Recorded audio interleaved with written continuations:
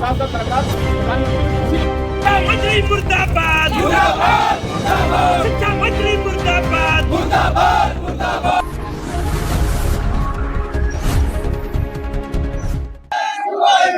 Medical प्रवेश परीक्षा यानी कि नीट को लेकर छात्रों में भारी आक्रोश देखने को मिल रहा है। आप मेरे पीछे देख सकते हैं, तमाम एनएसयूआई के छात्र आज हाथों में मशाल लेकर यहाँ पर विरोध कर रहे हैं। इनका कहना है कि एनटीए ने जिस तरह से लगातार पेपर लीक मामले में जो है छात्रों के साथ खिलवाड़ कर उसको बंद करे। साथ ही ये लोग शिक्षा मंत्री के विरोध में भी नारे लगा रहे हैं। आप देख सकते हैं यहाँ पे तमाम छात्र दर्जनों की संख्या में यहाँ मौजूद हैं और धर्मेंद्र प्रधान और शिक्षा मंत्री के इस्तीफे की मांग कर रहे हैं। भारी पुलिस बल भी पीछे तैनात आपको देखने को मिली। हम इस वक्त महात्मा गांधी काशी विद्यापीठ में मौजूद है और बड़ा विरोध चल रहा है। यहाँ पर आप देख सकते हैं तस्वीरों के जरिए जाने का प्रयास करते हैं। आज क्या मांग कर रहे हैं?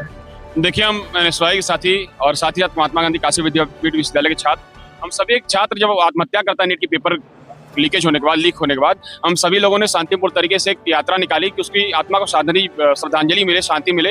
हम लोगों ने हाथ में कैंडल लेके और हाथ में मसाल लेके प्रतीक चिन्ह देके, विरोध का प्रतीक चिन्ह देके हम लोग शांतिपूर्ण तरीके से मसाल जुलूस निकाले थे। पर प्रशासन ने हमें हमारे विश्वविद्यालय गेट पे बंद कर दिया, रोक दिया। इसलिए शांतिपूर्ण तरीके से गांधीवादी विचारधारा के साथ हम लोग ऋतिक मिश्रा के हाथ में फोटो लेके यहाँ शांतिपूर्ण तरीके से बैठे हुए हैं। रीनीट की डेट भी आ गई है और सीबीआई जांच भी हो गई है, तो फिर क्यों विरोध? ये बहुत शर्म की बात है कि बार बार पेपर निकालना, पेपर निकालने के बाद एक छात्र नौजवान के भविष्य साथ खिलवाड़ करना, फिर दोबारा उसको पेपर री एग्जाम कराना। सबसे बड़ी बात है कि हमारे देश के अंदर इतनी बड़ी एजेंसी नीट एनटीए जो परीक्षा करा रही है, और सबसे बड़ा परीक्षा जो नीट का परीक्षा इतनी जांच पड़ताल के साथ होता है। अगर क्लास के अंदर नौजवान छात्र भी आता है तो कई सारे उसके कपड़े के बटन तक देखे जाते हैं, उस बटन के अंदर कैमरा लगा के नहीं लगा है। तो पेपर किस तरीके से लीक हो जा रहा है? लगातार 2 बार से परीक्षाएं लीक हो रही हैं। लगातार देश के अंदर तमाम परीक्षा रही हो, चाहे नीट की परीक्षा रहे, चाहे आरओ परीक्षा रहे, लगातार लीकेज की सरकार बन चुकी है। और बहुत शर्म की बात है कि बार परीक्षा कराने के बाद फिर वो छात्र जो बनारस का रहने वाला फिर दोबारा कानपुर जाकर परीक्षा देगा, कानपुर का रहने वाला छात्र फिर से मथुरा जाकर परीक्षा देगा।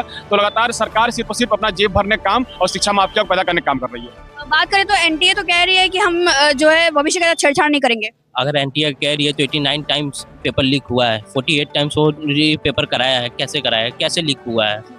कहीं न कहीं उनके जो सम्मिलित अधिकारी उनकी मिली भगत है, तभी ना इतने बार लीक हुआ है। अगर एक छात्र, आम छात्र अगर जाता है सेंटर पे तो अगर उसके बेल्ट भी लगाया रहता है, उसके पॉकेट में अगर चैन भी है तो उसको भी काट के फेंक दिया जाता है। कोई बाहर से कोई पेन वगैरह कुछ अलाउ नहीं होता है। तो अब आप कैसे कह रहे हैं कि लीक नहीं हो रहा है? और ये लोग हाथ में मशाल लेकर विरोध कर रहे हैं। इनसे बातचीत करते हैं, क्या मांगे कर रहे हैं? हमारी मांग है कि एनटीए को बैन किया जाए। नीट का जो परीक्षा द्वारा कराया जा रहा है, उन छात्रों को जो फीस वसूली की जा रही है ट्यूशन के द्वारा, उसको माफ किया जाए। फिर यानी निःशुल्क कोचिंग दी जाए। जो फॉर्म का एग्जामिनेशन फीस लेते हैं उसको निःशुल्क किया जाए। हमारी मांग ये। और जो ऋतिक मिश्रा हैं हमारे भाई, जो यहीं उत्तर प्रदेश के रहने वाले थे, उनको न्याय दिया जाए और उनके घर में एक परिवार को भी नौकरी दिया जाए। रीनीट की डेट भी आ गई है, तो फिर क्यों विरोध कर रहे हैं?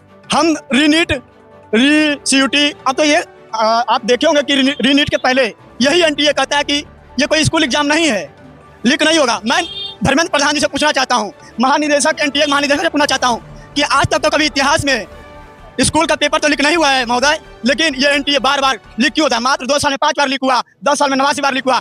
आखिरकार सरकार के पास अकाउंटेबिलिटी क्यों नहीं है, जवाबदेही क्यों नहीं है सरकार के स्टूडेंट? सीबीआई जांच तो हो रही है, ऐसा कहा जा रहा है एनटीए द्वारा कि बच्चों के भविष्य के साथ छेड़छाड़ नहीं की जाएगी। अरे ये सरकार बार बार जुमला देती है कि बच्चों के साथ भविष्य के खिलवाड़ नहीं होगा, युवाओं के साथ खिलवाड़ नहीं होगा। आप देख लीजिए, बच्चा पहला से पढ़ना शुरू करता है और जब तक नौकरी नहीं मिलती है तब तक वो उनके साथ ये सरकार ठगने का काम कर रही है। चाहे वो क्लास 12 के बच्चों के साथ ठगा हो, नीट के बच्चों को ठगा हो, आप यहाँ तक यूपीएसआई को बच्चों को ठगा है। और आप आज तो देखोगे वीडियो, 69,000 शिक्षक अभ्यर्थियों को भी ठगने का काम किया है। ये दिखाता है ये सरकार निकम्मी है, युवा विरोधी सरकार है, छात्र विरोधी सरकार है। युवा विरोधी पर बड़ा आरोप लगा रहे हैं। जी बिल्कुल, क्योंकि ये सरकार के पास जो एक शब्द होता है डिक्शनरी में नौकरी, वो नौकरी सरकार के एजेंडे में है ही नहीं। ये सरकार के एजेंडा में केवल धर्म, जाति, मजहब ये है और इसी मुद्दे, इसी चंगुल में फंसाकर जनता को ठगने का काम कर रही है। लेकिन इस बार अब देश की जनता, देश का युवा सड़क पर आ गया है और इनको एक कड़ा तमाचा मारने की कोशिश कर रही है कि बच्चों के साथ न्याय हो। जो 22 लाख 23 लाख बच्चे फॉर्म भरते हैं, हर साल एग्जाम देते हैं, उनके साथ न्याय हो। मैं पूछना चाहता हूँ कि महोदय, आपके बाल बच्चे तो अमेरिका, लंदन, न्यूयॉर्क के, ऑक्सफोर्ड, कोलंबिया में पढ़ते हैं। क्या एक गरीब मजदूर किसान परिवार का बच्चा कोलंबिया में पढ़ रहा है, ऑक्सफोर्ड में पढ़ रहा है? वो माता पिता, वो किसान मजदूर कैसे? क्योंकि आप बनारस में देखोगे, बनारस में रहकर कोई बच्चा अगर नीट की तैयारी करता है, जेईई की तैयारी करता है, तो उसका सालाना खर्च 3 लाख रुपया होती है। तो समझिए एक बच्चा जो नीट की तैयारी कोटा और राजस्थान में जाकर करता होगा, मैक्सिमम आप अनुमान लगा सकते हैं कि कम से कम 7-8 लाख रुपया खर्चा होगा। तो एक गरीब किसान मजदूर परिवार से आने वाला बच्चे की माँ परिवार, वो हर बार कैसे 7-8 लाख रुपए इकट्ठा करेगा। वो माँ गहने बेचकर अपने बच्चे को पढ़ाती है, वो परिवार अपना जमीन बेचकर पढ़ाता है कि कल को हमारा बच्चा कहीं अच्छे संस्थान में जाएगा, एम्स में जाएगा, जो हमारी गरीबी है वो दूर हो जाएगा। क्योंकि एक बच्चा जब गरीब के घर से निकलता है तो अपने साथ 5 लोगों के साथ गरीबी मुक्त कर देता है। देखा आपने यहाँ पे छात्रों में काफी आक्रोश देखने को मिला कि ऋतिक मिश्रा की जो मौत हुई है अभी, उसने जो सुसाइड किया है, वो बहुत सारे छात्रों के लिए ऊपर एक सवाल खड़ा करता है कि छात्र इतने पैसा लगाकर उनके माता पिता को पढ़ाने भेजते हैं और आखिरी में क्या मिलता है उनको। ये सब पेपर लीक को लेकर यहाँ पर विरोध चल रहा था। द वॉइस इंडिया के लिए मैं